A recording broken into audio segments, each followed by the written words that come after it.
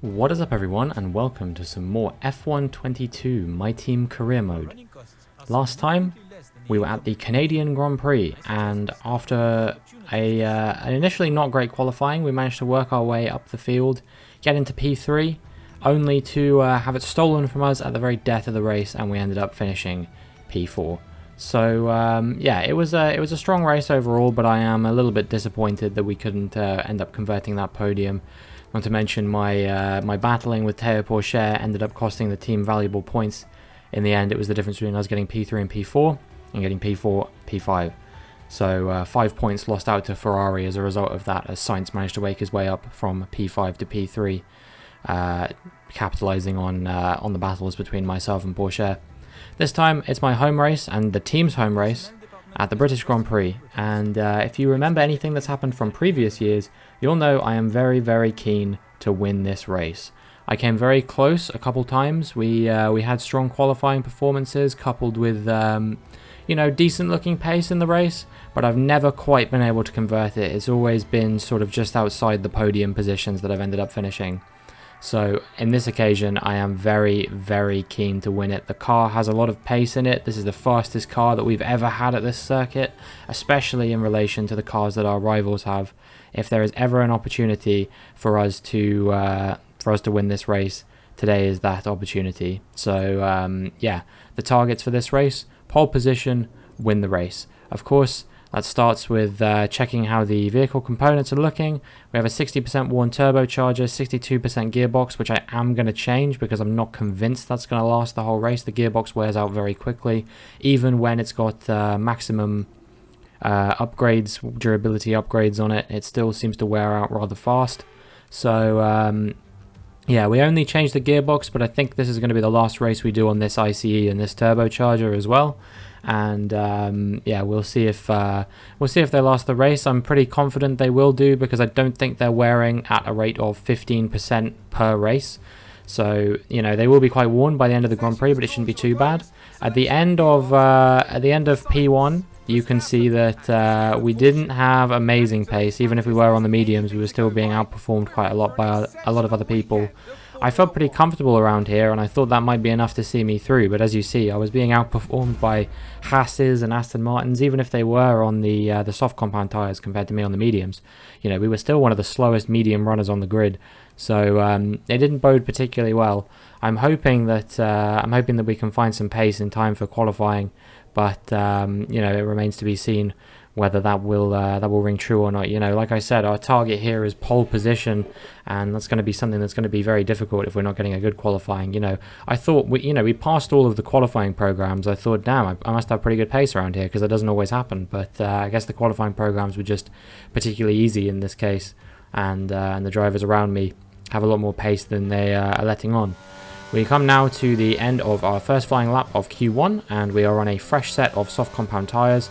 We're going to be probably doing 2 runs, I imagine, in most of these sessions, just to make sure we don't want to leave anything into chance after some of the things that have happened this season so far.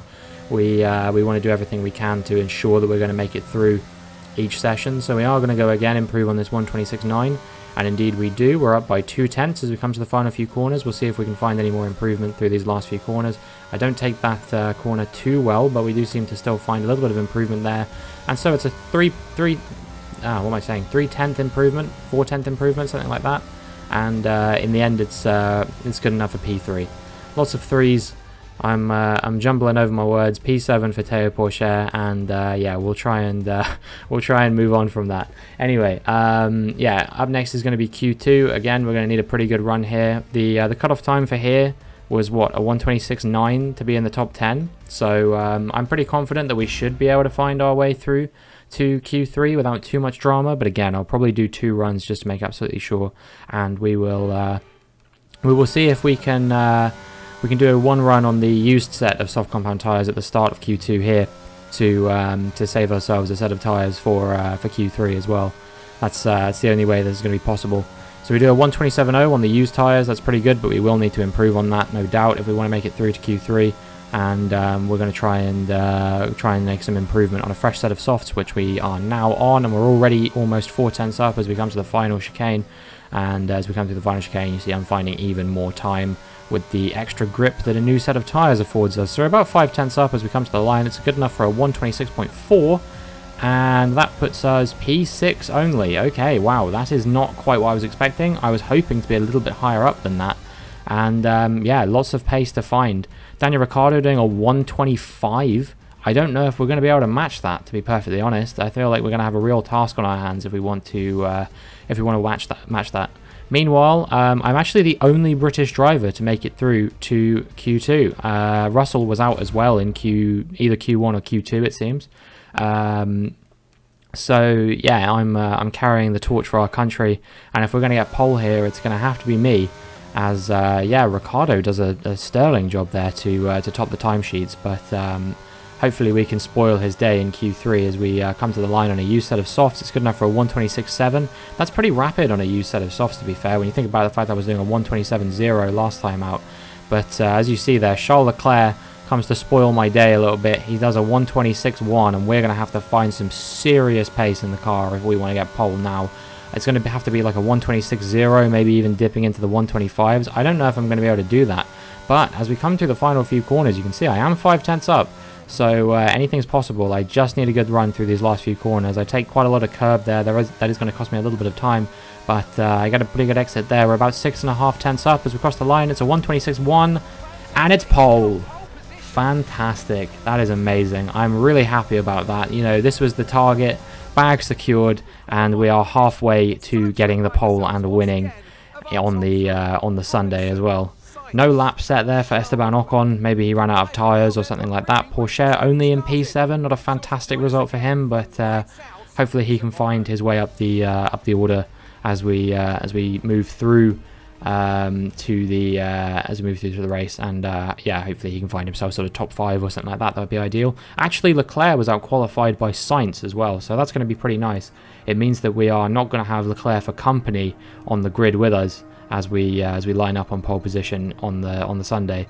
But yeah, I'm sure he'll still end up being a threat. He's an extremely fast driver, and I wouldn't be surprised if, given that he is battling for the World Championship, if he got a bit of preferential treatment from the Ferrari garage, and before too long he's chasing me down for the win. But hopefully we can pull off into the sunset before that happens. You know, I didn't get pole by very much, which means that I'm sure I'm going to be under pressure. Took everything I had to do a lap like that, and I'm not sure I'm going to be able to do that 26 times. So yeah, we're gonna have probably a defense on our hands here. It's going to be defense hell once again. You know, I've talked about it before, and we'll see if that rings true as we get into the race. Great Britain then, one of only 2 countries to have held a Grand Prix in every year of the Formula One World Championship. And that record extends further for today's Grand Prix. The 3.6-mile long Silverstone circuit is one of the longest of the season, with 18 corners in the current layout. With average lap speeds reaching around 145 miles per hour, it's also one of the quickest tracks of the year. Watch out for cars taking the right-handers of Abbey and of Copse flat out. Let's run you through the driver grid order for today's exciting race. Robinson lines up on pole position, and the smooth operator Carlos Sainz completes the front row. Looking at the rest of today's grid, we have Leclerc, Fernando Alonso, Daniel Ricciardo, and Tsunoda, Théo Pourchaire, Perez, Verstappen, and Esteban Ocon, Gasly, Joe, Christian Lundgaard, and Norris, Russell, Mick Schumacher, Alex Albon, and Oscar Piastri, Schwartzman, Magnussen, Stroll, and Nicholas Latifi. It's almost time for the lights to go out, so let's head down to the track where preparations are underway. Now I wonder, Anthony Davidson, might we be in for some early pit stops today from the midfield teams? Trying to put a bit of pressure on or disrupt things for the leaders? If you're in the middle of the pack, you know, you got your own race to run. I don't think they're going to be thinking about causing trouble up front. However, closer to the head of the pack, don't be surprised to see some split strategies. If you're running second and third, for example, bringing one car in for an undercut while leaving the other one out there longer can put a lot of pressure on the leader and maybe force them into an error.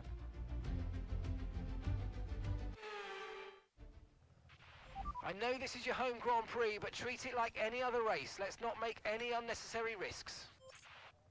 No, I think I will take as many risks as is necessary. Sainz there starting on the mediums, so Ferrari have basically said get out of Leclerc's way as soon as possible, which is not really what I wanted to see. As for what Crofty said in the intro, I'll probably be taking Abbey flat out, but I can't see a world in which I'll take Cops flat out when the cars travel this fast, you know what I mean? Last time someone tried to take Cops flat out, I don't remember it ending particularly well for either people, but you know, I'm sure that we won't have any moments like that on this occasion. Pretty much the best parking we can get there, and yeah, we need this win. 17 points separates myself and Leclerc in the championship, and we need to recoup at least 7 of those points. If we can finish ahead of him to grab the win, then we will be right back in this championship, I imagine. But if he gets ahead of us, he'll just be tailing further and further away. And the lights go out, and it's a pretty good start from us. Unsurprisingly, Sainz has had a shocking start. He's just not on the tyres to contend, and already I think Leclerc is going to go around the outside of him as we come through Abbey. And indeed, Leclerc is up into P2, and he's going to try and be challenging me for the lead at the initial point of the race. We come to the first few corners there, and now we come down onto the Lewis Hamilton straight. I never know which one is which, I'm going to be perfectly honest with you. One of these corners, I think it's the one up here, is definitely Brooklands. Let's not have another a repeat of what happened last year in terms of the corner names. And yeah, we are under a lot of pressure from Leclerc right now. He is not letting up whatsoever. He is clinging right onto my gearbox, and has become on the run down to Copse. You can see that he is closing me down. He's probably not going to send one up the inside of Copse here, I'd imagine, because he's not quite close enough. But there, I definitely have to do a little bit of a lift there. I'm not sure if he was doing that as well. And as we come through Maggots and Beckett's now, is he going to try and challenge me? He's actually going to try and go round the outside as we come through whatever the name of the other one after Maggots and Beckett's is. He's challenging me around the outside there, which is a bit brave, a bit foolish perhaps, but he sticks right to the back of my gearbox. And he'll probably try and challenge me again as we come through this fast right-hander as well. But yeah, we're just a tiny bit too far ahead of him for him to think about mounting a challenge at the moment as we come on the run down to the final few corners, and we retain the lead for now. But yeah, he is super close, and I can imagine it's only going to be a few laps before he really starts putting the pressure on. Once we got the DRS, we're going to have to really try and avoid him as we come on the run down to Abbey now. I'm going to try and go around the outside of him as he moves to the inside, and yeah, we just about managed to hold him off. For now, he's going to dive up our inside once again, but I think that we've just about gotten away with that for the time being. And indeed, we are still in the lead of the race. We are under immense pressure right now. This is an incredibly nervy time for us as we come on the run down to Brooklands. And yeah, Leclerc up the inside now as I'm going to try and cling on around the outside, and indeed we do. We have a good run, and it gives us the inside for the following corner. But yeah, this is the one corner where the AI just have such extreme traction compared to me. So as we come on the run down to Copse this time, there's no doubt that he is going to go for a Lewis Hamilton S move up the inside. Can we go wheel to wheel through Copse? We can indeed. There's a little bit of contact there. No one into the barriers. It's all nice and friendly at the moment. And yeah, as we come through Maggots and Beckett's now, we're wheel to wheel. And oh, that got a bit nervy there for a second, but I think we are just about going to get away with that for now. Maybe Leclerc's going to back off a tiny bit and try and mount some more pressure now as we come up to the final few corners, as we come to this fast right-hander at the top. I think this one's called Stowe. I seem to remember someone saying that in a commentary video I watched one time. But yeah, let me know if I'm ever getting these corner names wrong, because you know, that's the last thing I want to be doing as we go off the track here at the final corner. And yeah, that allows Charles Leclerc to once again pile the pressure on as we come on the run down to Abbey. I am once again going to try and hold him off around the outside. But yeah, that means he might have the inside for the following corner. He's actually not going to pressure me in that same position this time. But my goodness, these first few laps have been extremely nerve-wracking if you're me, and probably extremely frustrating if you're Leclerc, as we start to move away from Sainz on those medium compound tyres. You can see that there was a clear battle for who is going to win this race, but I don't know if it's going to be Leclerc or if it's going to be myself. I think that he has just got such superior pace at the moment. He is clearly very driven and motivated to win this championship, and so I'm going to have to do everything I can to try and defend from him. as I think he's going to send another move up the inside of Kops here, and yeah, indeed, he's actually quite far ahead this time. We're going to try and get him back using a bit of battery to dive up the inside at Maggots and Beckett's, but he's going to keep his foot in. He keeps his foot in still, and as we come to the inside of one of those fast left-handers, I think it was, he has to cede the position for now, and now we're going to burn the battery down the hanger straight as we move on the way up to Stowe and towards the end of lap 3. Can you believe it's been 3 laps already? Usually I've jump cut to about lap 12 at this point in most of the races I do, but this one in particular was incredibly thrilling at the start. We were just going wheel to wheel on pretty much every single lap, so I just wanted to do one continuous cut to see what it sort of looked like. You know, there was no shortage of action to be commentating, as Leclerc's going to try and grab the inside at Abbey again. I actually go off the track a little bit there and get a warning. Switch to the inside for the following corner. He's going to try and go around the outside. It's not going to work out for him on this occasion, and we continue to hold the position, but with the DRS, I imagine as we come up on the run to Brooklands, it's only going to be a matter of time now before he gets ahead. I'm not going to be able to hold on for much longer. At this point, I think I was just thinking to myself, if I can hold on until the pit stop phase, until I get onto the medium compound tyres, I'm always stronger on the harder compounds of tyres than the AI. So if I can get there, then I can probably start pulling away from Leclerc. But until that point, I am not in a good position right now to fight with him. He's going to try and go up the inside here as we go through Kops once again, and yeah, I mean, he's got a lot of pace right now, and yeah, he's going to probably try and challenge me again into Maggots and Beckett's. We've been going wheel to wheel through here consistently, and I've spun around. No! Oh, that is horrifying. That is a horrifying moment. That is no doubt what will be considered the moment maybe the championship slipped through my fingers if I don't win it now, you know. The championship flashpoint, if you will. Yeah, he just tags me on the inside, and I fall down to P9 as a result, behind my teammate Théo Pourchaire. We fast forward a little bit now, and we're on to lap 7, and this is my pit stop lap, which means that I'm going to be going onto a set of medium compound tyres for 18-19 laps of the race, and we'll see if we can fight back, try and get maybe back into sort of P4, P5, somewhere around there before the end of the race. You know, the other drivers don't seem to have as much pace as I had. It was only Leclerc that I was really keeping time with. Actually, Sainz has passed him now, so whatever happened to Leclerc in that battle allowed Sainz to get into the lead of the Grand Prix for the time being. But I'm sure with those soft compound tyres, it's only going to be a matter of time before Leclerc finds his way back into the lead of the race. We're down in the last place right now because we're the first driver to pit off of the soft compound tyres. But I'm sure we'll make our way back up the order as more drivers come into the pits. And indeed, as we move on to lap 9 now, you can see I'm up into P20 as a few more drivers have come in, and we're going to see if we can find our way past Fernando Alonso. He was one of the drivers that was ahead of me before the pit stop phase. I'm going to try and go up the inside of Brooklands there, but he covers off the position. He's on cold tyres because he's just come into the pits at the moment, so we've got a little bit of an advantage here as we come round. I can't remember the name of the corner after Brooklands, but whatever that one is, we can overtake him on the outside. I think he might challenge us back into Kops here, but no, he thinks better of it, and we're going to be able to hold on to the position for now. So yeah, that's all good. And now as we move to the replay camera, we're going to be having a bit of a battle here with our teammate Théo Pourchaire. Going to see if we can get ahead of him as he came out of the pits ahead of us. We were just biding our time for a little bit, and now as we come into Brooklands once again, we're going to be trying to get ahead of him. I think we're going to do what we did to Alonso on the previous lap and go around the outside. And yeah, indeed, we've done exactly that. So lap 14, we are now back up into, I think this is P7. If we can make up a few more positions over the next 12 laps or so, that would be absolutely fantastic. Go on to lap 16 now. And it might be slightly more difficult now for us to make up the positions we want to, because I think that could spell the end of our Grand Prix. Am I disappointed? Yes, but given what's happened,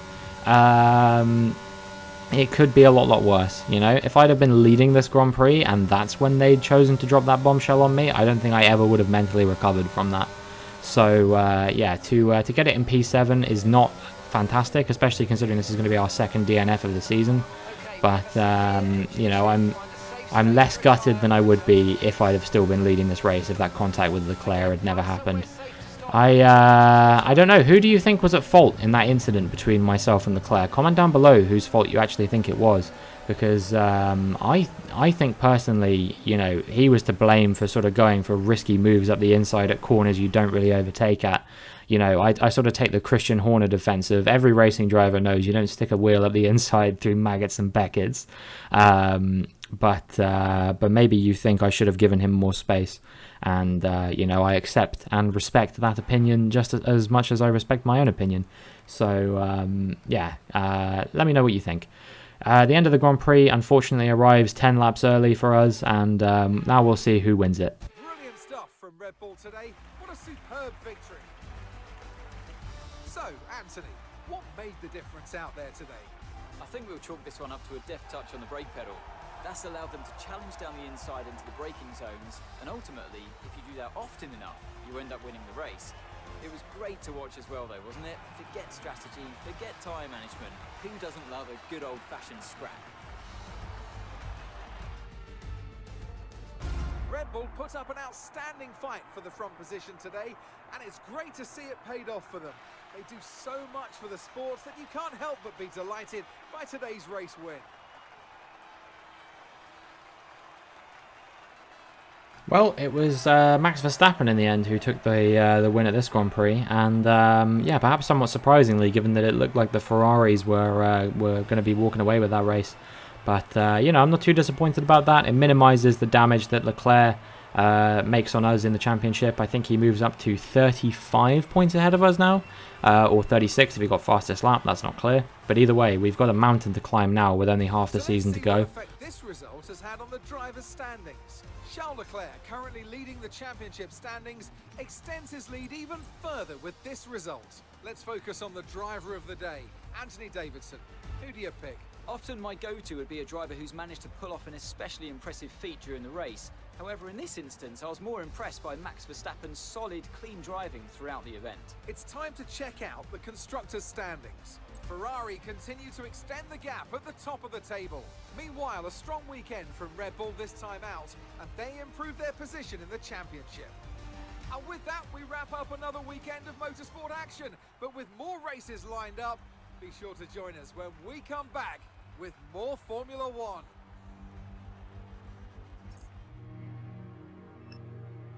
Well, we've lost out to Red Bull in the constructors' standings, which isn't fantastic, but at least we're not too far off them and can probably jump them if we get a few good results over the next few races. Up next is Austria, which is a race that always goes particularly well for me. Obviously, you know, I got that victory there last year when I battled my way all the way up from, I think I qualified like 16th or something like that.